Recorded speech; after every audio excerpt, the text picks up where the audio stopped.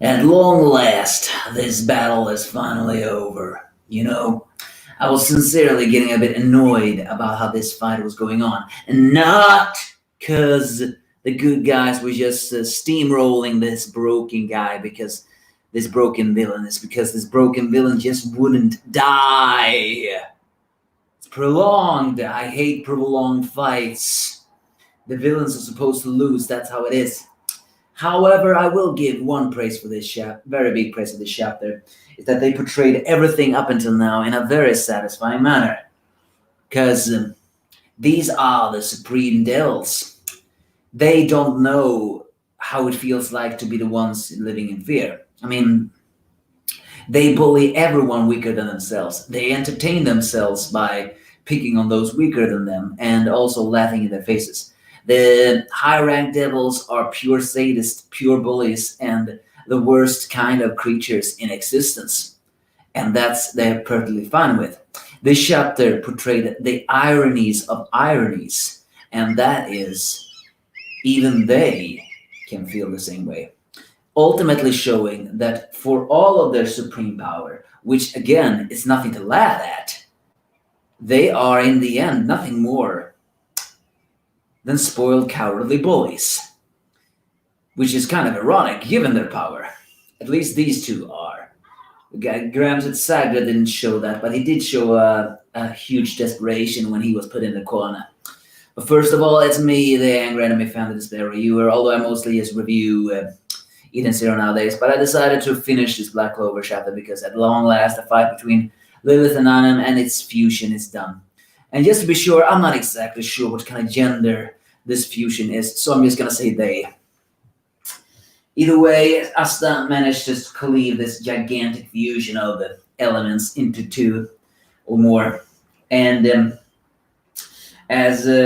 suddenly Liebe begins to think back that he was the weakest in the line. Yeah, that was not a joke. He was the weakest among the weakest because he had no magic. Everyone taunted him, everyone mocked him, and every single supreme devil just made a mockery out of him. It was a living hell. Literally, he was in hell. And now he is the one who has actually granted the power to fight them. Although not exactly just he, but also the body through a human. As he actually says in his mind that he is actually feeling thankful to Asta.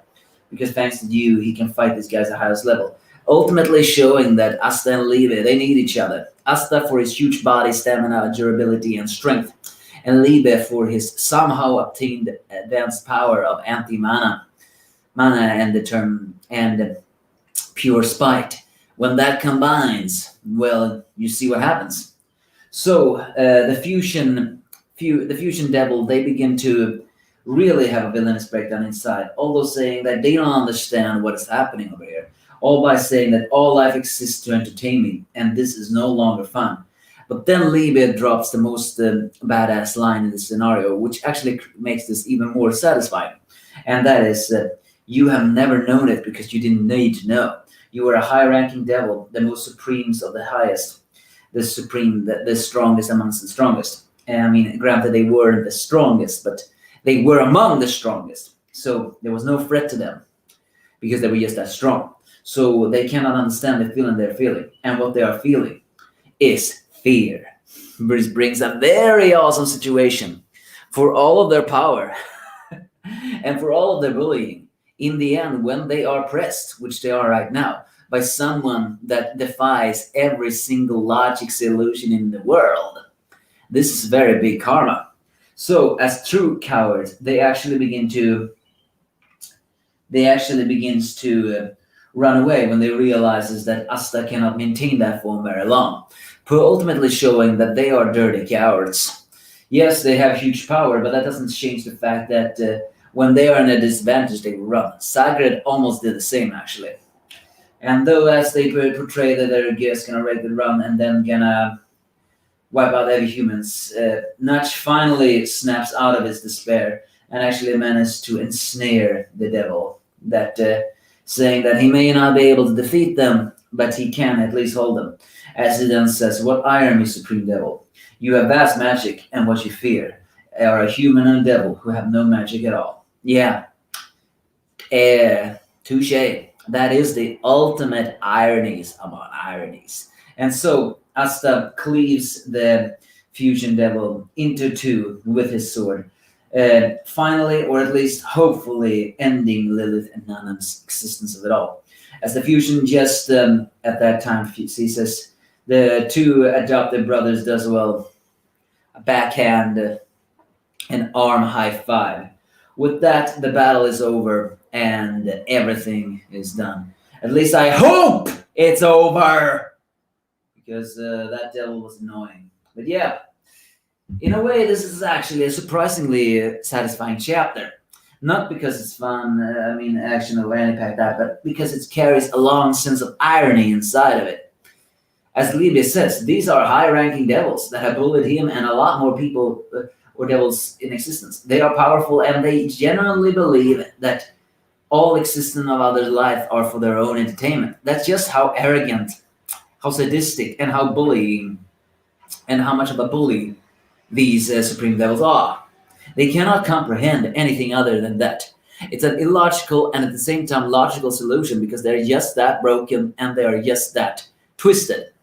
So when they actually meet someone that break every single rule in existence, like Asta and Liebe, because they can nullify magic, combined with a strong body and a strong will.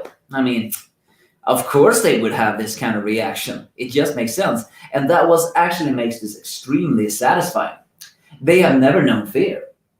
They cannot know fear.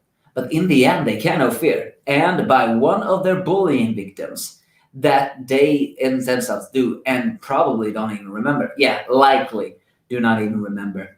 And also to a human that is supposed to possess no threat to them because that human doesn't have any ounce of magic in his body, is the one to end it all.